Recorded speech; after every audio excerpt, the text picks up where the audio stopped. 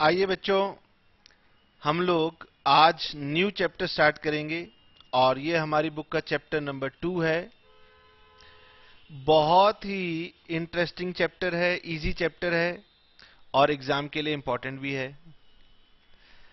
और जनरली बच्चे इस चैप्टर में पूरे के पूरे मार्क्स स्कोर कर लेते हैं और बहुत ही कम चैप्टर्स में ऐसा कहने को मिल पाता है कि ये बहुत इजी चैप्टर है। तो बच्चे बहुत खुश हैं कि सर चलो इनकम टैक्स में हमें कुछ इजी चैप्टर मिलने जा रहा है। तो आइए और मेरे साथ साथ हम लोग आज स्टार्ट करेंगे रेजिडेंशियल स्टेटस। ठीक है सर। तो सभी बच्चे मेरे साथ साथ समझना शुरू करेंगे रेजिडेंशियल स्टेटस। इसे हम बोलते हैं scope of total income and residential status. सबसे पहले तो हमें यह जानना होगा कि सर ये चैप्टर कहता क्या है। तो सभी बच्चे लिखेंगे कि incidence of tax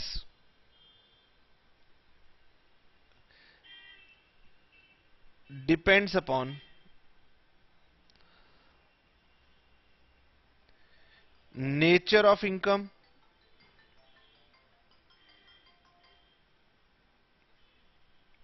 and residential status. यानी आपकी टैक्स की लायबिलिटी दो बातों पर डिपेंड करती है कि आपकी इनकम कौन सी है और आपका रेजिडेंशियल स्टेटस क्या है। और नेचर ऑफ इनकम से हमारा मतलब यह है बेटे कि आपकी इनकम इंडियन इनकम है या आपकी इनकम फॉरेन इनकम है। तो सर ये किसने कहा है कि incidence of tax nature of income और रेजिडेंशियल स्टेटस पर डिपेंड करता है? मैंने कहा बेटे ये बात हमें सेक्शन 5 बताता है। तो जब आप सेक्शन 5 पढ़ेंगे आपको पता लग जाएगा कि सेक्शन 5 में यही कहा गया है। अच्छा, रेजिडेंशियल स्टेटस ये हमें सेक्शन नंबर 6 सिखाएगा। बड़ा सेक्शन है सेक्शन 6, वो हमें रेजिडेंशियल स्टेटस बताएगा। अब बच्चे कह रहे हैं कि सर ये वाला सेक्शन बड़ा क्यों है? क्योंकि आप सभी को पता है कि हमारे पास पर्सन में 7 कैटेगरीज ऑफ पर्सन है, तो उनके रूल्स हैं रेजिडेंशियल स्टेटस के, इसलिए थोड़ा सा बड़ा है। फिर सर नेचर ऑफ इनकम कौन बताएगा? तो अगर हम लॉ को पढ़ते हैं तो लॉ कहता है हम ये बता देंगे कि कौन सी इनकम इंडियन इनकम कहलाती है। और ये लॉ कहता है कि हम आपको दो सेक्शंस की मदद से बताएंगे, सेक्शन 7 और सेक्शन 9। तो 5 ये रहा, 6 ये रहा, 7 ये रहा, 9 ये रहा। सर 8 कहां चला गया? तो सेक्शन 8 अब आप समझ लीजिए कि किसी काम का नहीं है, इसीलिए हमें केवल यही सेक्शंस पढ़ने हैं। ठीक है सर, पहले क्या पढ़ाएंगे? तो बेटे ऐसा है, पहले हम आपको रेजिडेंशियल स्टेटस के बारे में बताएंगे। ठीक है, उसके बाद हम आपको बाकी के बचे हुए सेक्शंस पढ़ाएंगे। तो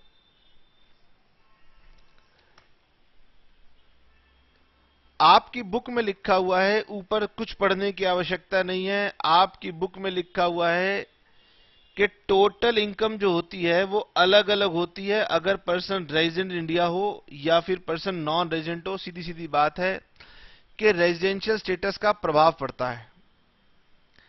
ठीक है सर। और फिर कुछ कॉमन सी बातें हैं जो एक बार रीड कर लेते हैं। सबसे पहला तो पॉइंट ये लिखा हुआ है कि residential status is determined for each category of person separately. इसका मतलब आपके पास जो 7 कैटेगरीज हैं, सातों की सातों के ऊपर ये रूल एप्लीकेबल है। ठीक है सर, तो इसमें कोई खास बात नहीं थी। Residential status is always determined for previous year. तो रेजिडेंशियल स्टेटस हमेशा किसका निकालना है? प्रीवियस ईयर का निकालना है, क्योंकि इनकम हमेशा प्रीवियस ईयर की होती है। हमने कहा ठीक है सर, ये भी कोई खास बात नहीं थी। Residential status of a person is determined for every previous year. हर साल निकालना है? ओहो, हर साल ये एक्सरसाइज करनी पड़ती है? हाँ बेटे, क्योंकि पर्सन का रेजिडेंशियल स्टेटस बदल सकता है।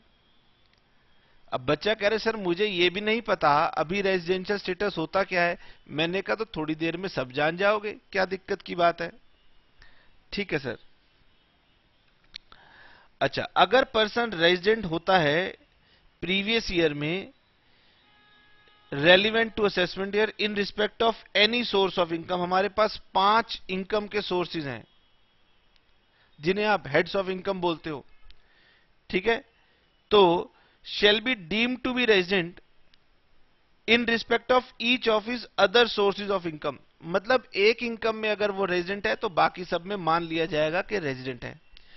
ये जो डीम्ड वर्ड है ना, तो ये डीम्ड वर्ड इस चैप्टर में बहुत यूज होगा। डीम्ड का मतलब होता है मान लिया जाएगा, और इसको इस चैप्टर में बहुत ही ब्यूटी के साथ इस्तेमाल किया गया, ये हम आपको दिखाएंगे। चलिए सर, ये छोटी छोटी बातें थी। Sir, a person may be resident of more than one country, यानी एक व्यक्ति एक से ज्यादा कंट्री का भी रेजिडेंट हो सकता है, और यही उसकी परेशानी की वजह बन जाएगी कई बार कि मुझे दो दो कंट्री ने अपना रेजिडेंट बना लिया। अच्छा, citizenship of a country and residential status of that country are separate concepts. तो पहली बात बुक कह रही है कि हमने कहीं भी सिटीजनशिप को यूज नहीं किया है इनकम टैक्स में, हमने यूज किया है रेजिडेंशियल स्टेटस को। और रेजिडेंशियल स्टेटस हम बता रहे हैं, सिटीजनशिप तो बाय बर्थ मिल जाती है।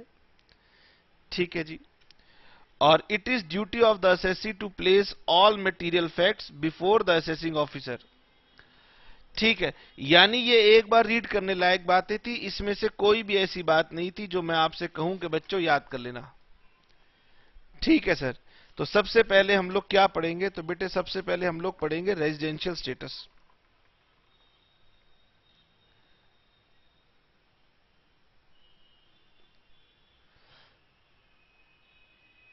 ये तो मैंने आपको बता दिया कि रेजिडेंशियल स्टेटस हम लोग जो पढ़ते हैं वो हम पढ़ते हैं सेक्शन 6 में। अब सेक्शन 6 के अंदर तो बेटे हमें बहुत सारे लोगों का रेजिडेंशियल स्टेटस पढ़ना है, लेकिन एक रेजिडेंशियल स्टेटस है जो कि मेरे पास समय लेगा। बाकी सारे तो बस कब आएंगे और कब जाएंगे आपको पता ही नहीं चलेगा। एक ही रेजिडेंशियल स्टेटस मेरे पास सबसे ज्यादा समय लेता है, that is called individual, residential status of individual. दूसरा आएगा रेजिडेंशियल स्टेटस ऑफ एचयूएफ। तीसरा आएगा residential status of a firm, residential status of a company, और residential status of others. Others में आपका local authority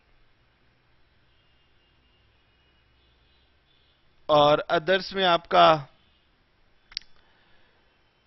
artificial juridical person, ये आता है। और एओपी और बीओआई ना इसी के जैसे होते हैं, एओपी और बीओआई फर्म के जैसे ही माने जाते हैं। ठीक है सर। तो हमारे पास सेक्शन 6 जो है, सेक्शन 6 के अंदर हमें इतने सारे रूल्स को पढ़ना है। तो इंडिविजुअल का रूल होता है सेक्शन 6 सब सेक्शन 1 में, एचयूएफ का होता है 6 सब सेक्शन 2 में, और आपका फर्म एओपी का भी होता है 6(2) में, कंपनी के लिए है सब सेक्शन 3, और अदर्स के लिए होता है हमारा सब सेक्शन 4।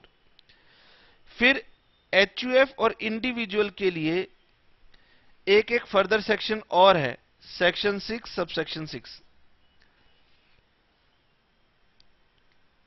ठीक है, तो थोड़ा सा बड़ा हमारे पास चैप्टर है, मैंने सेक्शन बता दिए।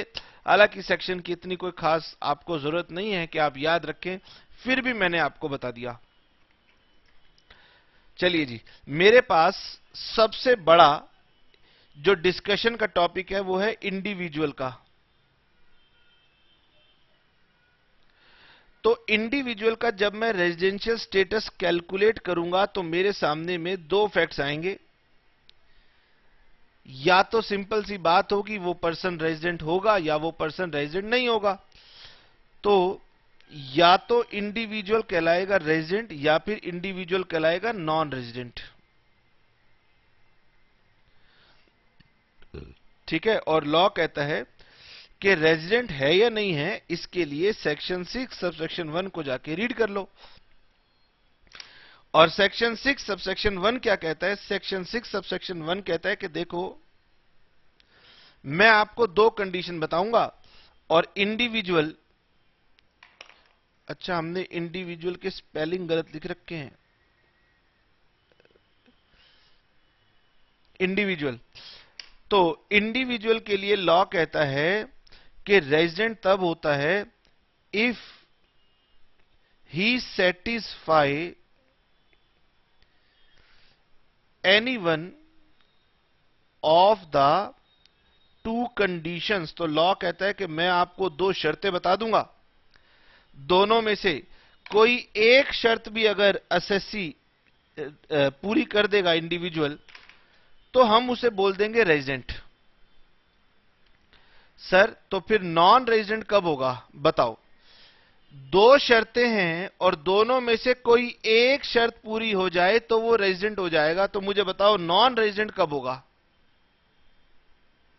जल्दी बताइए। तो सर नॉन रेजिडेंट वो तब कहलाएगा when he does not satisfy both the conditions under section 6 subsection 1। अगर वो दोनों में से एक कंडीशन पूरी कर दे तो रेजिडेंट। सर अगर वो दोनों पूरी कर दे तो भी रेजिडेंट, यानी दोनों में से कोई भी पूरी ना हो तो नॉन रेजिडेंट। सिंपल हो गया। लो कितना आसान है सर, जल्दी से बताइए ये दो कंडीशन है क्या?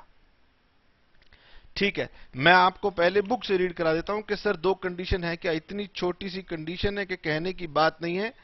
और मेरे सामने है बुक का पेज नंबर 18, और आपका बुक का पेज नंबर 18 कहता है कि when an individual is said to be resident in India. Resident का मतलब होता है रहना। कब कहा जाएगा कि कोई व्यक्ति भारत में रहता है? रेजिडेंट से बना है ये आपका रेजिडेंट वर्ड। तो भारत में कौन रहता है? An individual is said to be resident in India if he satisfies any one. मैंने आपको पहले ही बता दिया कि दोनों में से कोई भी एक कंडीशन पूरी करनी है। Any one of the following to conditions. दो बिल्कुल सिंपल सी कंडीशंस हैं, उनको चेक कर लीजिए। दोनों में से कोई एक भी कंडीशन अगर पूरी हो जाए तो वो व्यक्ति रेजिडेंट हो जाता है। यह भी बता दिया कि दोनों पूरी हो जाएं तो भी रेजिडेंट हो जाता है। तो सिर्फ आपने दो कंडीशंस याद करनी है। बताइए सर। पहली कंडीशन कहती है कि ही इज इन इंडिया, यानी कि वो भारत में था for a period.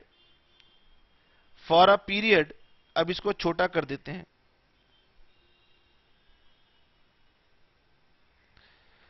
For a period of,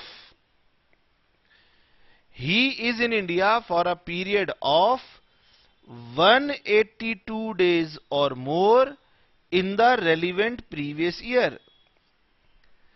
इसका मतलब जिस प्रीवियस ईयर के लिए आप उसका रेजिडेंशियल स्टेटस कैलकुलेट करना चाहते हैं, उस प्रीवियस ईयर में अगर वो व्यक्ति भारत में रहा है for a period of 182 days और मोर, तो वो क्या कहलाएगा?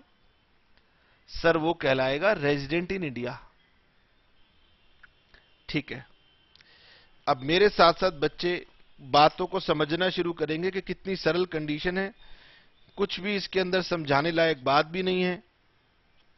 दरअसल हमारा प्रीवियस ईयर स्टार्ट होता है 1 अप्रैल को और कंप्लीट हो जाता है 31 मार्च को। फिर उसके बाद हमारा अगला प्रीवियस ईयर स्टार्ट होता है 1 अप्रैल को और अगली 31 मार्च को वो खत्म हो जाता है। तो आपने ना तो प्रीवियस ईयर के आगे देखना है और ना ही आपने प्रीवियस ईयर के पीछे देखना है।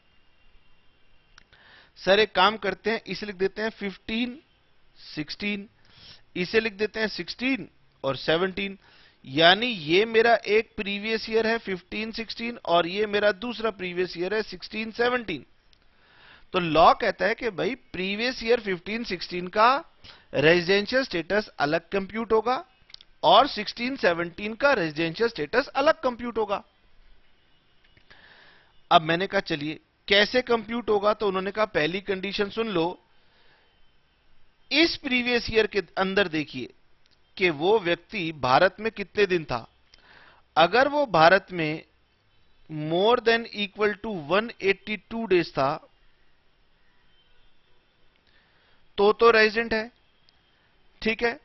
और फिर ऐसे ही नेक्स्ट ईयर में चेक करना कि क्या नेक्स्ट ईयर में वो more than equal to 182 days है, तो वो रेजिडेंट है, ठीक है। मान लीजिए पर्सन यहां पर बीच में आता है और 181 डेज तक इंडिया में रहता है और उसका प्रीवियस ईयर खत्म हो जाता है। पता नहीं सर वो साल में कब आया था, लेकिन जब भी आया था तब से लेकर 31 मार्च तक कितने दिन बने, 181 डेज। फिर वो गया नहीं, वो फिर 181 डेज तक इंडिया में रहा और फिर चला गया। यानी कि सर इस प्रीवियस ईयर में भी वो 181 डेज रहता है, इस प्रीवियस ईयर में भी वो 181 डेज रहता है, और अगर हम दोनों को मिलाकर देखें तो वो व्यक्ति इंडिया में 362 डेज तक रहा और चला गया। ऐसा व्यक्ति ना तो इस प्रीवियस ईयर में रेजिडेंट बना और ना ही इस प्रीवियस ईयर में रेजिडेंट बना। यानी रेजिडेंट बनने के लिए एक प्रीवियस ईयर के अंदर 182 डेज की कंडीशन होगी, ठीक है सर। हमने ये जान लिया कि एक व्यक्ति 182 डेज से ज्यादा भारत में रह सकता है, लेकिन उसे ऐसी प्लानिंग करनी होगी कि उसका प्लेस या उसका स्टे पीरियड दो प्रीवियस ईयर्स में बट जाए, और वो किसी भी एक प्रीवियस ईयर में अगर 182 डेज तक इंडिया में रहेगा तो वो उस पर्टिकुलर प्रीवियस ईयर के लिए रेजिडेंट बन जाएगा। अब सर हमारे दिमाग में कुछ बातें आ रही है, मैंने कहा पूछो। आपकी बातों को बुक ने नीचे बता रखा है, छोटी छोटी बातें आपके मन में आ रही हैं, और वो बातें ये हैं कि जब आप प्रीवियस ईयर जब आप स्टे की बात करते हैं तो ये कोई जरूरी नहीं होगा कि स्टे कंटिन्यूअस हो। मेरे एग्जांपल में मैंने स्टे कंटिन्यूअस ले लिया, तो हो सकता है आपके दिमाग में ये बात आ रही हो, सर क्या स्टे कंटिन्यूअस होना चाहिए, तो the answer is no. Stay का कंटिन्यूअस होना कोई कंडीशन नहीं है, इसका मतलब स्टे कंटिन्यूअस ना भी हो तो भी कोई दिक्कत की बात नहीं है।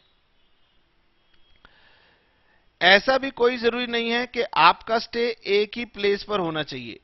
यानी कि अगर आप पहले कुछ समय दिल्ली में थे, फिर बॉम्बे में थे, फिर कलकत्ता में थे, फिर आप कहीं और चले गए, हरिद्वार चले गए, ऋषिकेश चले गए, तो कोई भी फर्क नहीं पड़ता है। तो सेम प्लेस पे होना भी कोई कंडीशन नहीं है, ठीक है sir. While computing the period of stay, the individual enters India and the day he leaves India. जब वो भारत में आया और जब वो भारत से गया, दोनों के दोनों दिन आपने काउंट करने हैं। जब आप 182 डेज का पीरियड कैलकुलेट करेंगे तो आपको जिस दिन वो इंडिया में आया वो वाला दिन भी काउंट करना है, और जिस दिन वो इंडिया से गया वो वाला दिन भी आपको काउंट करना है, ठीक है।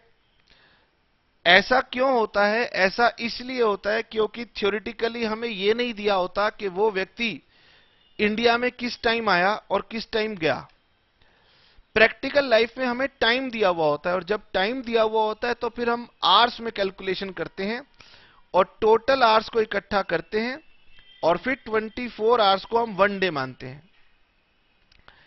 अब सर अगर हमें क्वेश्चन में आवर्स दिए हुए हों तो क्या करेंगे? तो बेटे फिर आप आवर्स के अकॉर्डिंग कैलकुलेशन करोगे, लेकिन हमें क्वेश्चन में आवर्स दिए नहीं होते, इसीलिए हम एक कॉमन रूल लेके चलते हैं कि जिस दिन वो इंडिया में आया वो भी काउंट करो, जिस दिन वो इंडिया से गया वो भी काउंट करो।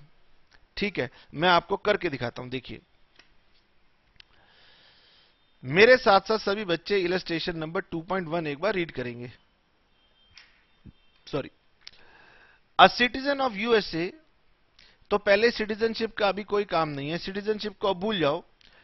तो a citizen of USA has been staying in India since 1990। 1990 में आया और इंडिया में आके तब से बैठा हुआ है। ठीक है सर, अचानक उसके मन में याद आया कि मैं बाहर से आया हूं। He leaves India on 16/7/2015। इसका मतलब 16 जुलाई को वो इंडिया से चला गया, यानी 16 जुलाई से पहले तो वो इंडिया में था। ठीक है, वो क्यों गया? वो अपने देश में घूमने गया। एंड रिटर्न्स ऑन 4 जनवरी 2016। वो 4 जनवरी को सर वापिस आ गया। Determine his residential status for the previous year 15-16। मुझसे कहा गया कि प्रीवियस ईयर 15-16 में उसका स्टेटस क्या है। बताइए, प्रीवियस ईयर 15-16 स्टार्ट कब हुआ? अप्रैल में स्टार्ट हुआ। तो अप्रैल में कितने डेज थे? 30। तो अप्रैल में 30 डेज वो इंडिया में रहा, काउंट करते जाओ। मई में भी सर रहा, जून में भी रहा, जुलाई में गया। और जुलाई में कब गया? सर जुलाई में गया 16 जुलाई। मैंने अभी रूल पढ़ा था कि जिस दिन वो भारत से जाएगा वो दिन हम उसका स्टे में काउंट करेंगे। इसका मतलब वो जुलाई में 16 डेज तक भारत में रहा। तो जुलाई में कितने दिन लिए गए? 16 डेज लिए गए। क्यों लिए गए? क्योंकि हमने रूल पढ़ा है कि जब तक आवर्स की इंफॉर्मेशन ना हो, आपको अराइवल का डे भी काउंट करना है, डिपार्चर का डे भी काउंट करना है। तो सर ये हमने काउंट कर लिया। 16 जुलाई को बाहर चला गया, तो जुलाई में और कोई स्टे नहीं था, अगस्त में नहीं था, सितंबर में नहीं था, अक्टूबर में नहीं था, नवंबर में नहीं था, दिसंबर में नहीं था। अब आ गया जनवरी 16। तो जनवरी 2016 में वो इंडिया में वापिस आया कब? 4 जनवरी को। बताइए, क्या 4 जनवरी पीरियड ऑफ स्टे में काउंट होगा? सर काउंट होगा। इसका मतलब 3 दिन काउंट नहीं होंगे, फर्स्ट, सेकंड और थर्ड। 4th डे को हम काउंट करेंगे कि वो इंडिया में था। तो हमारे पास टोटल जनवरी के डेज हैं 31, और 31 में से याद रखना 3 डेज एक्सक्लूड करूंगा। तो सर ये बन गए 28 डेज। फरवरी में लीप ईयर होने के कारण 29 डेज, और मार्च में हो गए 31 डेज। इन सबको हमने ऐड करना है। जरा ऐड करके बताइए इन सब का सम कितना आ रहा है। तो मेरे पास सम आ रहा है 30 प्लस 31 प्लस 30 और प्लस 16। ये तो आ गए सर 107 डेज, और प्लस 28, 29 और 31। ठीक है, तो ये मेरे पास टोटल हो गए 195 डेज। और 195 डेज मतलब वो 182 डेज को प्रीवियस ईयर में क्रॉस कर रहा है, इसीलिए वो क्या कहलाएगा? Resident. Therefore A is said to be resident of India.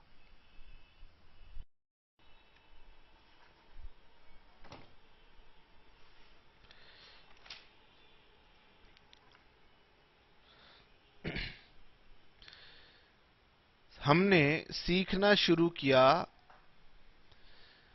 Residential status of individual, और हमें बताई गई कि इसकी 2 कंडीशंस हैं। बताइए जी, कंडीशन नंबर 1 मैं भूल गया, क्या थी condition number 1?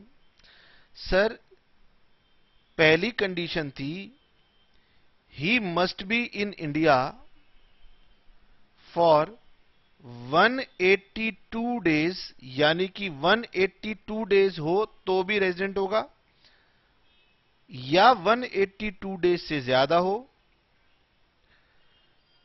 During relevant previous year, जिस प्रीवियस ईयर के लिए भी आप स्टेटस निकाल रहे हो उस प्रीवियस ईयर में आप चेक कर लीजिएगा 182 डेज। यहां पर हमने छोटी सी बात आपको समझा दी कि जिस दिन इंडिया में आएगा वो भी काउंट कर लेना, जिस दिन इंडिया से जाएगा वो भी काउंट कर लेना। ठीक है सर। अब लॉ ने कहा कि अगर वो ये कंडीशन पूरी कर देगा तो बहुत बढ़िया है, रेजिडेंट हो जाएगा, और अगर वो ये वाली कंडीशन पूरी ना करे तो फिर एक और कंडीशन है। ठीक है सर, वो क्या है? तो दूसरी कंडीशन हमारी कहलाती है कि ही must be in India for 60 days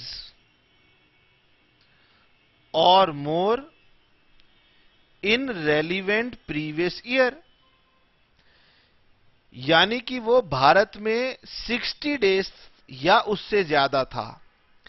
अब बच्चा कहता है सर ये कंडीशन अगर थी तो फिर ये तो बेकार हो गई। मैंने कहा रुकिए, थोड़ा समय दीजिए। 182 डेज वाली कंडीशन को अब हम पूरा कर चुके हैं। अब मैंने कहा अगर वो इंडिया में प्रीवियस ईयर के अंदर 60 डेज तक था तो फिर लॉ ने कहा फिर साथ ही साथ एक और चीज चेक करो कि इन preceding 4 previous years, in preceding 4 previous years, he must be in India for 365 days or more. ये दोनों कंडीशंस को मिला करके चेक कीजिए, यानी कि आपका जो प्रीवियस ईयर है, अभी मेरा रेलिवेंट प्रीवियस ईयर चल रहा है 15-16, तो अगर वो 15-16 में 182 डेज नहीं है तो ये चेक करो क्या 60 डेज या उससे ज्यादा है। अगर वो 60 डेज या उससे ज्यादा है तो लॉ कह रहा है कि फिर उसके पीछे के 4 साल, बताओ 15-16 से पीछे के 4 साल, सर 15-16 से उल्टा चल लेते हैं, 14-15 और 13-14, 12-13 और 11-12, यानी कि आप जिस प्रीवियस ईयर की बात कर रहे हैं उसके पिछले 4 प्रीवियस ईयर में वो कितने कितने दिन इंडिया में था उन सबको टोटल कर लो, और अगर वो 365 डेज या उससे ज्यादा निकल आए तो मेरी दूसरी कंडीशन पूरी हो जाएगी। तो मेरी दूसरी कंडीशन में बेसिकली दो बातें लिखी हुई हैं। आइए जी पढ़ के देखते हैं क्या लिखा है। What is my second condition? पढ़िए। पहली कंडीशन पूरी हो जाए तो बहुत बढ़िया। अब लॉ ने वर्ड लिखा है और का मतलब होता है या पहली या दूसरी। तो अगर पहली पूरी नहीं हुई तो ये और दूसरी कंडीशन देखो। दूसरी कंडीशन कहती है he must be in India for 60 days और more in the previous year during the relevant previous year, and साथ ही साथ ये भी चेक करना कि he has been India for 365 days और मोर। कब? During 4 previous years immediately preceding the relevant previous year. तो मेरा रेलिवेंट प्रीवियस ईयर है 15-16, तो ये तो हो गया 15-16 में 60 डेज, और उसके पीछे के 4 प्रीवियस ईयर मैंने लिख के बताए थे 11, 12, 12, 13, 13, 14, 14, 15। उन 4 प्रीवियस ईयर में अगर वो 365 डेज और मोर इंडिया में रहा तो फिर भी वो रेजिडेंट कहलाएगा। बताइए एक पर्सन को कब रेजिडेंट कहोगे? सर 14-15 अगर मेरा प्रीवियस ईयर है तो 14-15 प्रीवियस ईयर में सबसे पहले हम चेक करेंगे क्या वो 182 डेज तक इंडिया में था। मैंने कहा नहीं था, तो बच्चे कह रहे हैं ठीक है सर। अगर नहीं था तो मैं दूसरी कंडीशन चेक करूंगा कि क्या वो कम से कम 60 डेज था 15-16 में। मैंने कहा हाँ वो था। तो सर साथ ही ये देख लेंगे कि पिछले 4 इयर्स में 15-16 प्रीवियस ईयर के पीछे के 4 प्रीवियस ईयर्स में क्या वो 365 डेज था। अगर वो था तो फिर ये दोनों कंडीशन मेरी पूरी हो गई, और अगर ये दोनों कंडीशन पूरी हो गई तो ये मिला के मेरी एक कंडीशन बन रही है, मैं उस व्यक्ति को कहूंगा resident.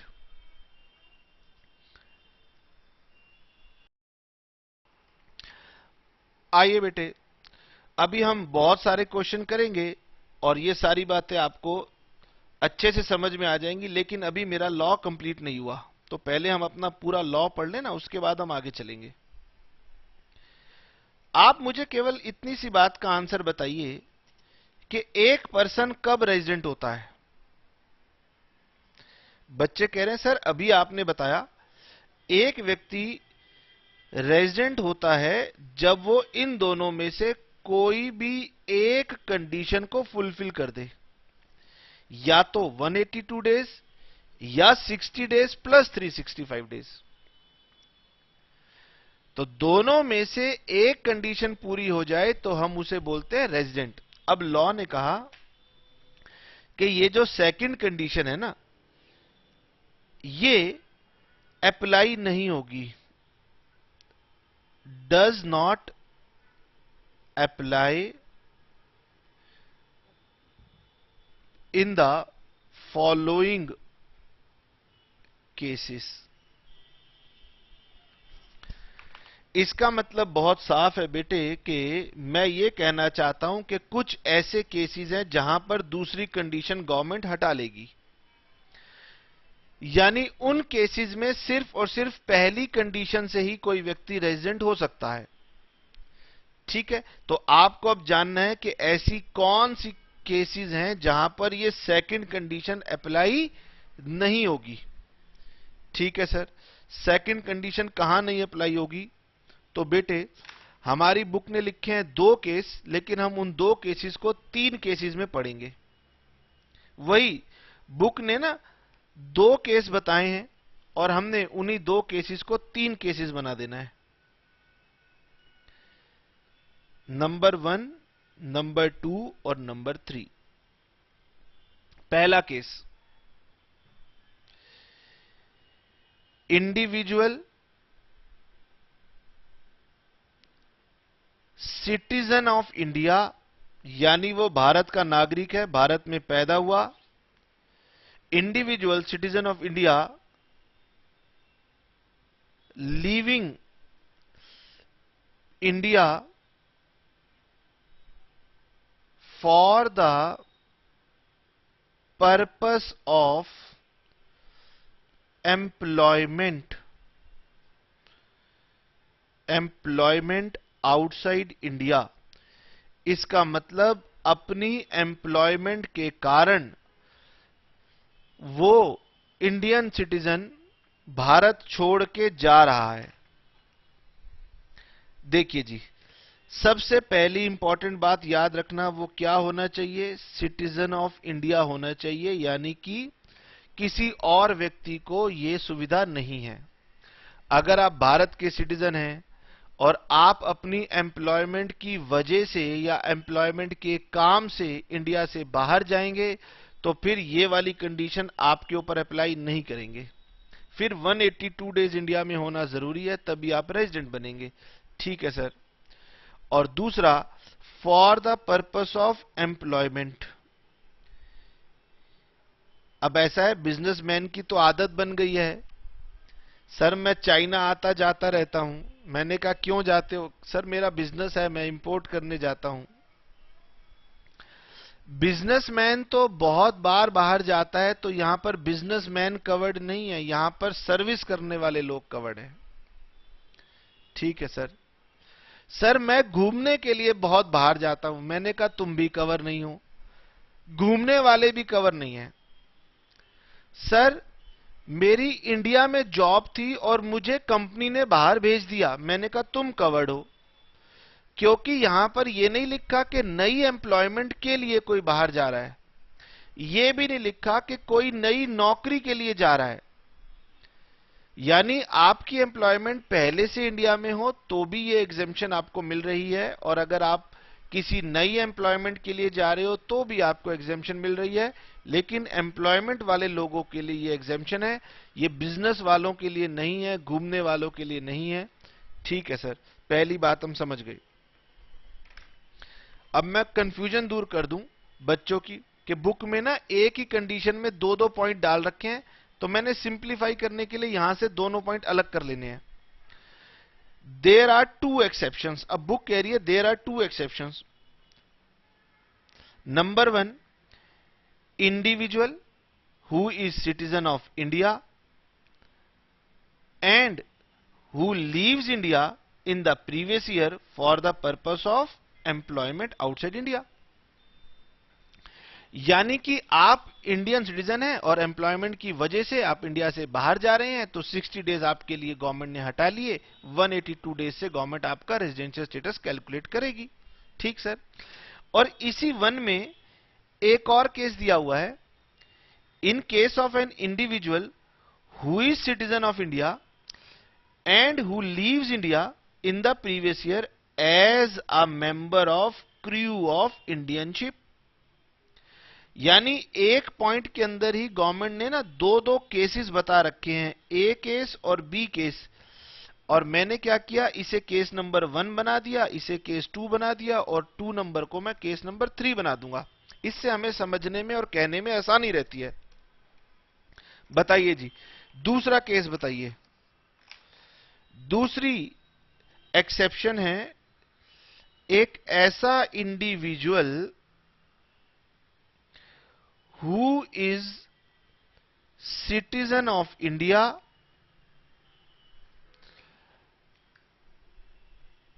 leaving India as a member of crew of Indian ship। बहुत सारे लोगों को शौक होता है कि हम जो है इंडियन शिप के अंदर काम करेंगे। बच्चे हमें कहते हैं सर हम इंडियन शिप में काम करेंगे। मैंने कहा बहुत बढ़िया है, शिप चलेगी और फिर तुम्हें सिर्फ पानी ही पानी नजर आएगा। अब कभी कभी तो लोग घूमने जाते हैं, अब लोग पहाड़ों पर जाते हैं, हाँ कभी कभी पहाड़ देखने में अच्छे लगते हैं। कभी कभी लोग क्रूज पे जाते हैं, हाँ सर मैं समुद्र में गया था, कभी कभी अच्छा लगता है। लेकिन वो बेचारा जो रोजाना आंख खुलती है तो सामने उसको समुद्र का पानी नजर आता है, आंख बंद होती है तो पानी नजर आता है, वो बोर हो जाता है। तो ऐसे लोग जो कि इंडिया के सिटीजन हैं और वो इंडियन क्रू की इंडियन शिप के क्रू मेंबर हैं, उनके लिए भी गवर्नमेंट ने ये वाली एक्सेप्शन हटा ली। ठीक है सर। बुक ने इसे 1 में ही कवर कर रखा है, मैंने इसे बार बार कहा है, सिंप्लिसिटी के लिए मैंने इस कंडीशन को 2 कंडीशन में कन्वर्ट कर दिया ताकि बच्चों को बात याद हो जाए। Indian citizen leaving for employment, Indian citizen working in a member of crew of Indian ship. ठीक है सर। तीसरा, अब तीसरे केस में कवर होता है इंडिविजुअल सिटीजन ऑफ इंडिया या फिर पर्सन ऑफ इंडियन ओरिजिन।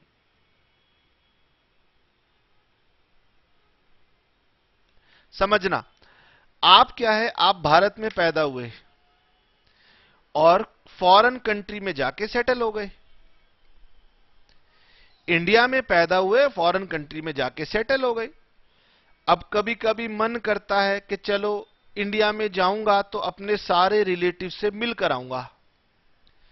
तो आपने प्लान किया मैं एक लॉन्ग पीरियड के लिए इंडिया में रहूंगा, अपने सारे रिलेटिव से मिलूंगा। कोई मेरे रिलेटिव दिल्ली में रहते हैं, कोई पंजाब में रहते हैं, कोई मेरे रिलेटिव बॉम्बे में रहते हैं, कुछ रिलेटिव मेरे कहीं दूर रहते हैं, तो सबसे मैं मिलूंगा।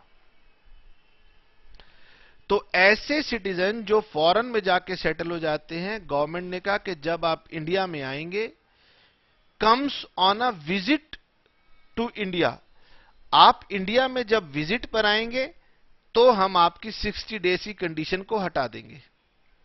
ठीक है, तो हमारी दूसरी कंडीशन है कि ऐसे लोग जो इंडिया से बाहर सेटल्ड हैं, comes on a visit to India,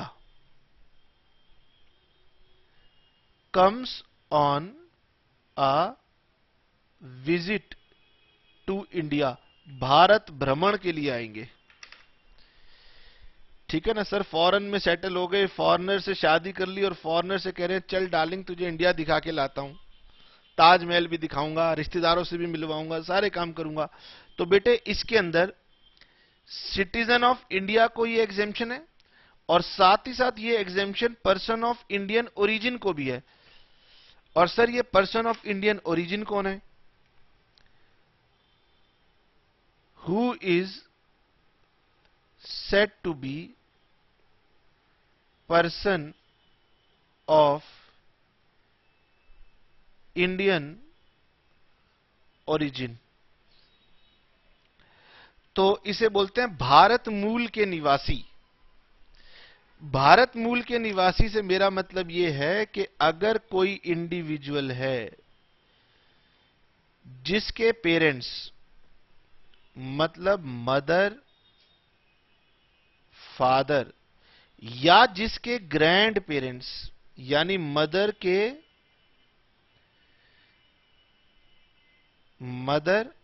and father, और ये फादर के मदर और फादर, ऐसा इंडिविजुअल जिसकी मदर, मदर की मदर, मदर के फादर, फादर, फादर की मदर और फादर के फादर, मां, नानी, नाना जी, पिताजी, दादी, दादाजी, इनमें से अगर कोई भी व्यक्ति was born in undivided India,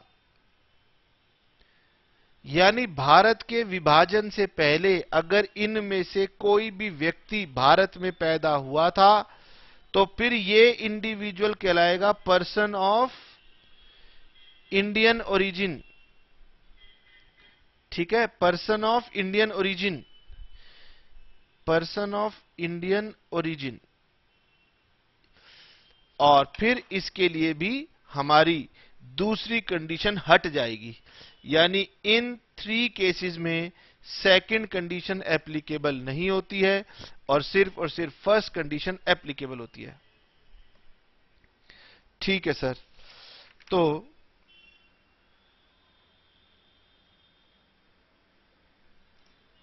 question देखते हैं। हमारी बुक में एक इलस्ट्रेशन दी हुई है पेज नंबर 20 में, illustration number 2.2,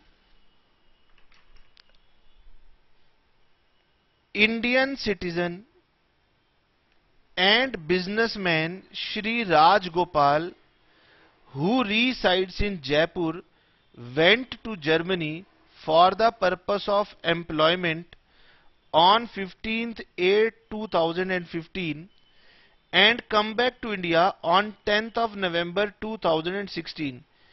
He has never been out of India in the past. Determine his residential status for the assessment year 2016-17. पहले तो बुक लिख रही है कि वो बिजनेसमैन है, और फिर बुक लिख रही है कि एम्प्लॉयमेंट के लिए जा रहा है।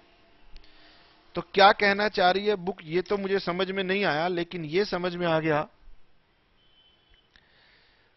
कि ये एम्प्लॉयमेंट पर्पस के लिए जा रहा है। Illustration number 2.2, Girish Ahuja, page number 20, और मेरा प्रीवियस ईयर है 15-16, प्रीवियस ईयर 2015-16, और वो क्वेश्चन कह रहा है कि वो इंडिया से गया 15/8/2015 को गया और फिर बाहर रहा, और इंडिया में वापस जब वो आया तो 10 नवंबर को आया, और मुझसे पूछा गया कि 15-16 में उसका स्टेटस क्या था। तो मैंने कहा चलिए चेक करना पड़ेगा। अप्रैल में पूरे 30 डेज, मई 31, जून 30, जुलाई 31, और अगस्त में जिस दिन वो जा रहा है वो काउंट करना है, इसीलिए 15 दिन। इन सबको जोड़ा, 1 2 और 5 and 2 7, 3 6 9 12 13, टोटल हो गए 137 डेज। ठीक है, तो मैंने पहली कंडीशन चेक की। सेक्शन 6 सबसेक्शन 1 की पहली कंडीशन मुझे कह रही थी क्या वो 182 डेज तक इंडिया में था। बताइए सर, नहीं था, यानी पहली कंडीशन फुलफिल नहीं हुई। दूसरी कंडीशन, क्या वो 60 डेज से ज्यादा था। तो यस सर, वो 137 डेज था। मैंने कहा इसके साथ साथ इसके पीछे के 4 सालों में क्या वो 365 डेज था। बच्चे कह रहे हां, पीछे के 4 सालों में तो वो हर बार 365 डेज इंडिया में ही रहा है, क्योंकि क्वेश्चन कह रहा है वो कभी बाहर गया ही नहीं। मैंने कहा ठीक है, ये दूसरी कंडीशन पूरी कर सकता था, लेकिन गवर्नमेंट ने कहा कि ये सेकंड कंडीशन हम 3 लोगों पर नहीं लगाते। पहला तो वो पर्सन जो कि इंडियन सिटीजन है। मैंने कहा यस, ये इंडियन सिटीजन है, और वो सिटीजन अगर एम्प्लॉयमेंट के लिए बाहर जा रहा है। मैंने कहा यस, वो एम्प्लॉयमेंट के लिए जा रहा है, तो ये वाली कंडीशन उस पर एप्लीकेबल नहीं होगी। तो यानी ना तो पहली कंडीशन फुलफिल हो पाई, दूसरी एप्लीकेबल ही नहीं थी, तो दूसरी भी फुलफिल नहीं हो पाई। तो मैं क्या लिखूंगा, मैं कहूंगा कि Mr Rajagopal is said to be non resident in India. लेकिन मुझे आंसर में पूरा लिखना पड़ेगा कि due to exception second condition does not apply on him, so he must be resident in India if he had stayed in India for more than 182 days. So his stay is only 137 days, therefore he is non-resident. He does not fulfill condition number 1. ये बात आपको पूरी लिखनी पड़ेगी। ठीक है, दूसरा आया, sir will your answer be different if he had gone on a leisure trip? अब देखो बिजनेसमैन है, खूब कमाता है, लेयर ट्रिप पे जा रहा है। अब क्या आंसर देंगे। यस सर, अब वो कहलाएगा रेजिडेंट इन इंडिया। क्या कहलाएगा, resident in India. Very very good. चलिए जी, तो yes, when he had gone for a layer trip, in case में वो सेकंड कंडीशन फुलफिल कर देगा, 60 डेज प्लस 365 डेज, और इसीलिए उसका स्टेटस क्या हो जाएगा, रेजिडेंट हो जाएगा।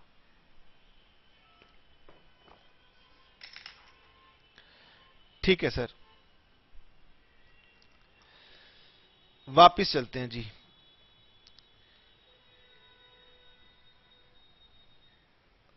हम कैलकुलेट कर रहे थे इंडिविजुअल का स्टेटस, और हमने सेक्शन 6 सबसेक्शन 1 में सीखा कि अगर दोनों में से कोई एक कंडीशन पूरी हो जाएगी तो वो कहलाएगा रेजिडेंट। सेक्शन 6 सबसेक्शन 1 में वो रेजिडेंट बन जाएगा। अगर वो कोई भी कंडीशन फुलफिल नहीं करता तो वो नॉन रेजिडेंट हो जाएगा।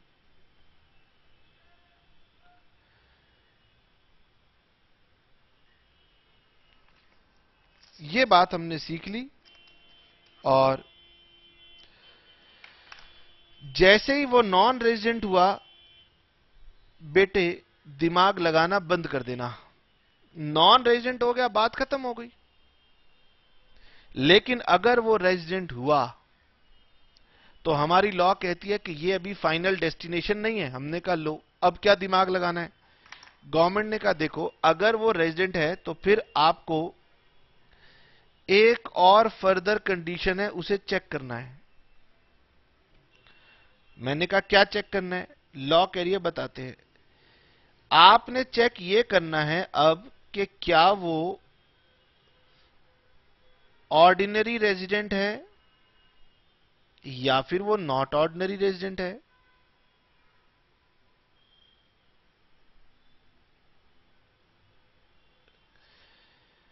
ठीक, लॉ ने कहा कि सेक्शन 6 सबसेक्शन 1 में लिखा हुआ था कि कोई भी पर्सन रेजिडेंट तब होता है जब वो दो में से कोई एक कंडीशन पूरी करता है।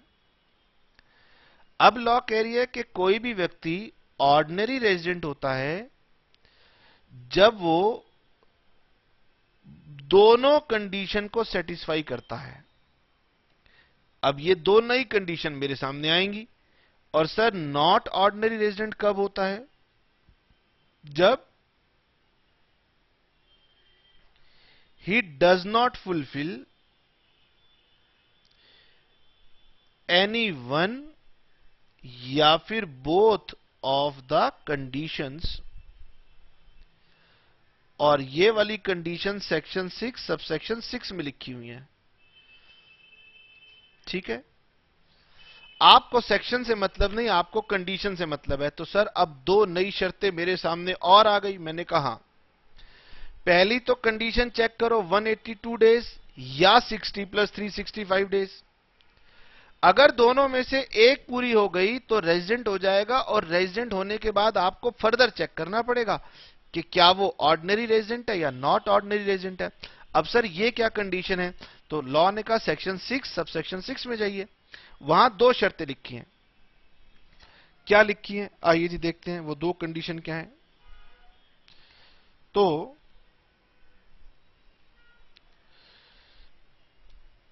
बुक में पेज नंबर 18 में नीचे लिखा है when an individual is said to be resident and ordinary resident. क्योंकि रेजिडेंट होगा उसके बाद ही तो ऑर्डिनरी रेजिडेंट हो सकता है। तो एक व्यक्ति को कब हम बुलाएंगे resident and ordinary resident in India? तो बुक कह रही है individual who is resident in India shall be ordinary resident in India if he satisfies, underline कर लो, बोथ द कंडीशंस। दो कंडीशन है, बहुत सिंपल सिंपल सी दो कंडीशंस हैं। मैंने कहा बताइए क्या? Number 1, he has been resident in India for at least 2 out of 10 previous year. तो इसका मतलब वो 10 में से 2 बार क्या होना चाहिए? रेजिडेंट होना चाहिए। सर ये 10 प्रीवियस ईयर कौन से हैं? तो ये 10 प्रीवियस ईयर आपके रेलिवेंट प्रीवियस ईयर के पीछे के 10 साल हैं। तो ये 10 प्रीवियस ईयर कौन से हैं? Immediately preceding relevant previous year, यानी 15-16 प्रीवियस ईयर के पीछे के 10 सालों में फिर से चेक करो वो 2 बार क्या होना चाहिए? रेजिडेंट। अब ये रेजिडेंट कैसे होगा? तो कंडीशन तो बेटे वही है 182 डेज या 60 प्लस 365 डेज। ठीक है, तो मेरे पास ये दो कंडीशंस क्या हैं? पहली कंडीशन तो ये है that he must be resident 2 out of 10 previous years, और ये 10 प्रीवियस ईयर कौन से होंगे? तो immediately preceding relevant previous year होंगे। ठीक है सर, दूसरी कंडीशन क्या है? दूसरी कंडीशन ये है कि ही must be in India for 730 days or more during 7 previous years immediately preceding relevant previous year।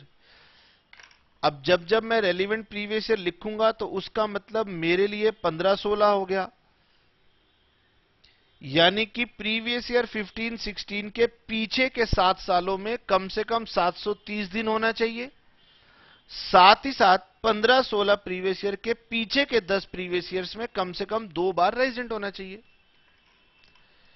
अगर ये दोनों कंडीशन पूरी हो गई तो वो कहलाएगा ऑर्डिनरी रेजिडेंट। अगर सर एक पूरी हुई दूसरी पूरी ना हुई, नॉन रेजिडेंट। सर पहली पूरी ना हो दूसरी पूरी हो, नॉन रेजिडेंट। दोनों ही फुलफिल ना हो, नॉन रेजिडेंट। दोनों फुलफिल हो, ऑर्डिनरी रेजिडेंट, और अगर कुछ और हो गया तो नॉट ऑर्डिनरी रेजिडेंट। ठीक है सर, छोटी सी कंडीशन है बेटे, अब एक आधा क्वेश्चन करेंगे तो आपको बात समझ में आ जाएगी हमारी। ठीक सर, मैंने कहा ये मेरे पास बुक का प्रॉब्लम नंबर 1 है।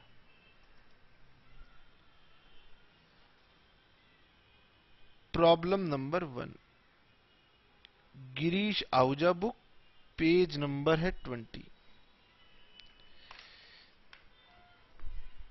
क्या लिखा है? लिखा है मिसिज क्लिंटन, ये बिल क्लिंटन जी की वाइफ हैं, an American citizen comes to India for the first time in the previous year 10-11। 10-11 में आई, 120 दिन तक इंडिया में रही।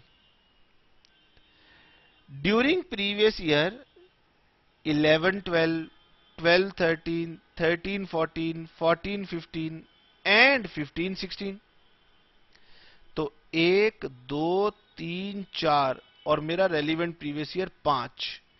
She stayed in India for 150 days, 100 days, 120 days, 190 days and 94 days respectively. Determine her residential status for the assessment year 16-17. Okay, देखिए जी, मेरा relevant previous year है 15-16 और 15-16 से पहले 14-15, 13-14, 12-11, सॉरी 13, 12-13, 12-13, 11-12 और वो पहली बार इंडिया में आई थी 10-11। ठीक है, हमारी बुक में लिखा हुआ है कि 10-11 में तो वो आई थी 120 डेज के लिए, उसके बाद 11-12 में 150 डेज, 12-13 में 100, 13-14 में 120, 190 और 94 डेज। हमसे पूछा गया कि उसका रेजिडेंशियल स्टेटस बताइए। मैंने कहा चलिए चेक करते हैं। सबसे पहले तो मुझे चेक करना है कि क्या वो 182 डेज तक इंडिया में थी। बताइए, आंसर इज नो, 94 डेज थी। मैंने कहा ठीक। दूसरी कंडीशन चेक करते हैं, क्या वो 60 डेज थी। यस सर, 94 डेज थी, इसका मतलब वो 60 डेज थी। अब 60 डेज के साथ मुझे चेक करना है कि पीछे के 4 सालों में क्या वो 365 डेज थी। आंसर इज यस, ये तो बहुत सारे दिन तक है।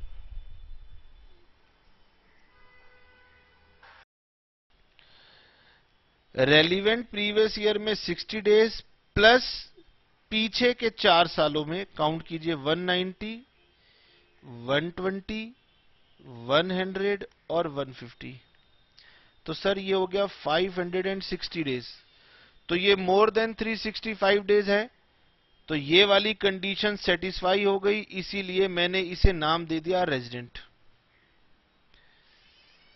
अब सर रेजिडेंट पर तो बात खत्म होगी नहीं, चेक करना पड़ेगा क्या वो ऑर्डिनरी रेजिडेंट है या फिर वो नॉट ऑर्डिनरी रेजिडेंट है। मैंने कहा चलिए चेक करते हैं। अब ऑर्डिनरी या नॉट ऑर्डिनरी के लिए फिर मेरे पास 2 कंडीशन है।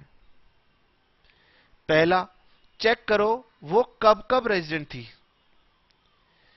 आइए जी चेक करते हैं। अब आपने समझना है, सर ये 182 डेज से ज्यादा हो रहा है, यानी यहां पर पहली वाली कंडीशन ने इसको रेजिडेंट बना दिया। ठीक, यहां चेक करो सर 120 डेज, यानी पहली कंडीशन फुलफिल नहीं हो रही। दूसरी चेक करो 60 डेज है, यस। अब 60 डेज के साथ में फिर चेक करो पिछले 4 सालों में। तो यहां पर मुझे चेक करना है 60 प्लस ये हुआ 250, 100 प्लस 150 250, 250 प्लस 120 370। यानी कि यस सर ये रेजिडेंट है, क्योंकि ये बी कंडीशन इस साल में पूरी कर देगी।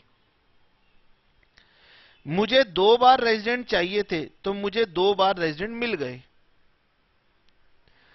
अब मुझे दूसरी कंडीशन चेक करनी है। दूसरी कंडीशन कहती है 730 डेज इन 7 ईयर्स। तो मेरे पास 1 2 3 4 और 5 ईयर्स ही हैं।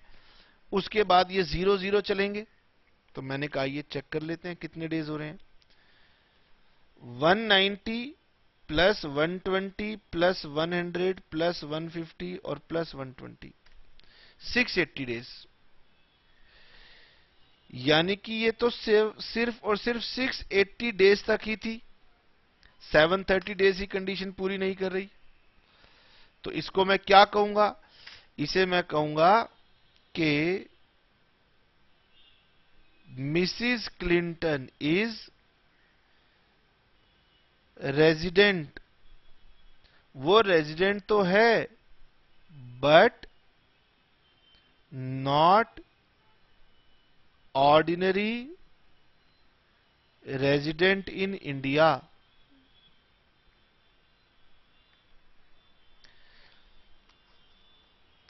ठीक है सर, अभी भी हमें बात पूरी तरह से समझ में नहीं आई। मैंने कहा लो चेक करते हैं।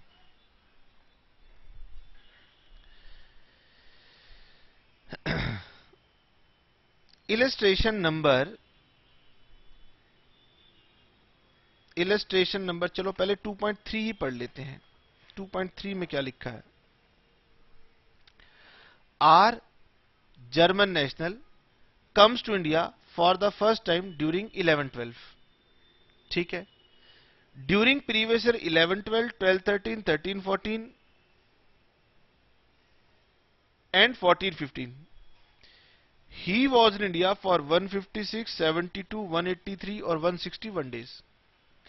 Further, during previous year 15-16 he is in India for 84 days. Determine residential status for the assessment year 16-17.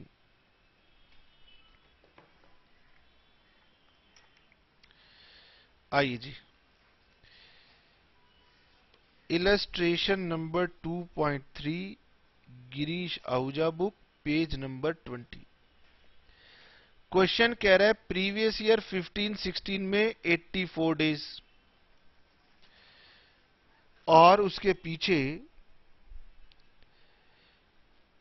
2014-15, 13-14, 12-13, 11-12 तो 156 डेज, 72 डेज, 183 डेज और 161 डेज। यानी इससे पीछे वो हमेशा 0000 पीरियड रहेगा। पढ़िए जी, रेजिडेंट होने की 2 कंडीशन अपने दिमाग में आपने रिवाइज करनी है। तो सर पहली कंडीशन थी 182 डेज, तो ठीक है, पहली कंडीशन 182 डेज पूरी नहीं हुई। दूसरी कंडीशन थी 60 डेज, वो पूरी हो रही है, प्लस 365 डेज। तो सर ये 84 डेज प्रीवियस ईयर में है और पिछले 4 सालों में टोटल करना है। 161 प्लस 183 प्लस 72 प्लस 156 572। यानी मेरी बी कंडीशन सेटिस्फाई हो गई, आंसर आया रेजिडेंट। ठीक है, अब चेक करते हैं क्या वो ऑर्डिनरी रेजिडेंट थी। पहले यहां चेक करो, क्या 14-15 में वो रेजिडेंट थी? तो सर पहली कंडीशन तो फुलफिल नहीं हुई। दूसरी वाली कंडीशन चेक करते हैं, 161 डेज प्लस इन तीनों को टोटल किया 183, 72 और 156, 411। यानी मेरी बी कंडीशन फुलफिल हो गई तो एक बार रेजिडेंट हो गई। 182 डेज पहली वाली कंडीशन फुलफिल हो गई तो दूसरी चेक करने की जरूरत नहीं है, रेजिडेंट हो गई। तीसरी condition non resident, non resident. तो मेरी जो एडिशनल कंडीशन होती है उसमें पहली कंडीशन मीट हो रही है, वो पिछले 10 सालों में कम से कम 2 बार रेजिडेंट निकल आई है। इसके साथ साथ मुझे चेक करना है कि प्रीवियस ईयर, जो रेलिवेंट प्रीवियस ईयर है, उसके पीछे के 7 सालों में क्या वो 730 डेज तक थी। तो सर 4 साल ये रहा, पांचवा, छठा और सातवां 00 था। तो 161 प्लस 183 प्लस 72 प्लस 156, तो ये टोटल 7 सालों में 572 डेज। तो मेरी दूसरी कंडीशन क्योंकि फुलफिल नहीं हो रही, इसीलिए इस क्वेश्चन में भी मेरा आंसर हो जाएगा resident but not ordinary resident.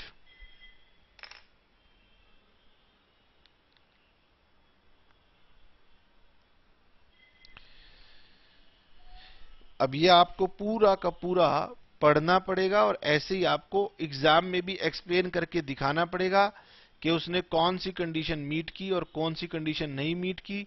फिर आपने लास्ट में लिखना है कि hence he is resident but not ordinary resident in India.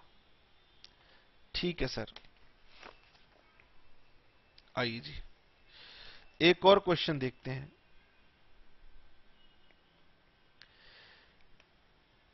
यहां लिखा हुआ है कि Ricky Ponting, an Australian cricketer, has been coming to India for 100 days for 100 days every year since 2003-2004. Determine his residential status for the assessment year 16-17. Will your answer be different if he has been coming to India for 110 days instead of 100 days every year? यानी वर्ष 3-4 से वो लगातार भारत में आ रहा है। Question में कहा गया है कि उसको एक बार 100 डेज मान के सॉल्व कीजिए और एक बार 110 मान के सॉल्व कीजिए। मैंने कहा ज्यादा मजा आता अगर मैं पहले 90 डेज लेके समझाता। Illustration number 2.4, Girish Ahuja. हमने रिकी पॉन्टिंग के केस में पहले खुद से एक क्वेश्चन एज्यूम किया। मजा तो तब आता जब आहूजा जी 90 डेज का भी क्वेश्चन लेते। लीजिए 90 days. Sir relevant previous year 15-16, इसमें 90 डेज, इसके पीछे के 4 साल 14-15, 13-14, 12-13 और 11-12, यानी इनमें भी वो 90, 90, 90 और 90। आइए जी मैंने चेक किया, पहली condition, condition number A fulfil नहीं होगी क्योंकि 182 डेज नहीं है। सर दूसरी कंडीशन 90 डेज प्लस 1 2 3 4 360 डेज, तो मेरी दूसरी कंडीशन थी 60 प्लस 365। तो ये क्योंकि 365 डेज इंडिया में नहीं रहा, इसलिए ना तो पहली कंडीशन फुलफिल होगी ना दूसरी फुलफिल होगी। तो अगर मेरे पास कोई क्वेश्चन पूछे कि हर प्रीवियस ईयर में अगर कोई व्यक्ति 90 डेज आता है तो मैं कहूंगा कि वो रेजिडेंट नहीं बनेगा, नॉन रेजिडेंट। ठीक है सर, अब हम अपनी बुक के केस पर आते हैं। बुक ने केस नंबर 1 लिया था 100 डेज। अब अगर मैं 100 डेज लेता हूं तो रेलिवेंट प्रीवियस ईयर 15-16 में 100 डेज, उसके पीछे के 4 सालों में 14-15, 13-14, 12-13, 11-12, इन सब में 100, 100, 100, 100। चलिए जी बताइए सर, पहली वाली कंडीशन फुलफिल नहीं होगी और दूसरी वाली कंडीशन में हो जाएगा 100 डेज रेलिवेंट प्रीवियस ईयर में और 400 डेज पिछले 4 प्रीवियस ईयर में, तो ये मेरी कंडीशन नंबर बी फुलफिल करते हुए रेजिडेंट बना देगा।